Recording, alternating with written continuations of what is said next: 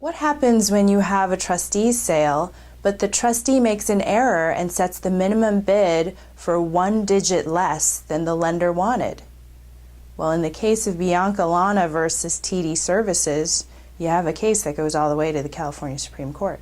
Hi, I'm Julia Way, an attorney here at the Law Office of Peter M. Brewer.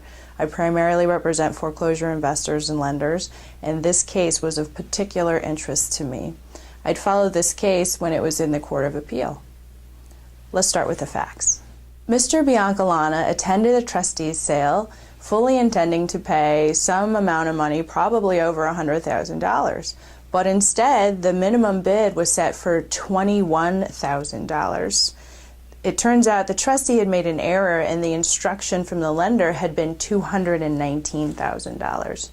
Well, in this case, Mr. Bianca Lana thought he was making a huge profit margin, but TD Services caught their mistake before they issued the trustee's deed, and they refused to deliver the deed and instead refunded or attempted to refund Mr. Bianca Lana his $21,000 payment. What happened then was a series of litigation battles that took several years, and ultimately Mr. Bianca Lana, who appeared to have won at the Court of Appeals level, found that the Supreme Court of California didn't agree with his position.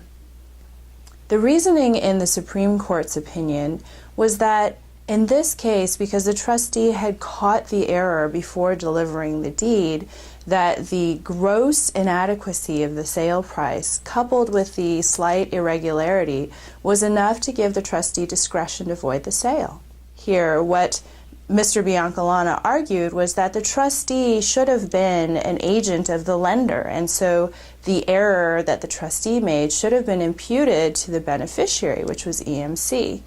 However, the court declined to extend or broaden the agency theory and said the trustee here had a limited duty, and the duty was to carry and conduct a fair sale. So here there was no harm to any prospective bidders, and subsequently the court concluded that it was proper in this circumstance to void the sale or allow the trustee to retain the discretion to void the sale, which they did here. The takeaway from this case is that the trustee has an obligation, and obviously common sense dictates that they should audit their transaction before issuing the trustee's deed. And as far as the foreclosure investor is concerned, they also should understand that the formula the court concluded here was that certainly 1/10 of the actual minimum bid or 1/10 of the sales value was too low, and that would be considered gross inadequacy of the sales price. To learn more about our firm and read additional articles from the attorneys here at the firm, please visit www.brewerfirm.com.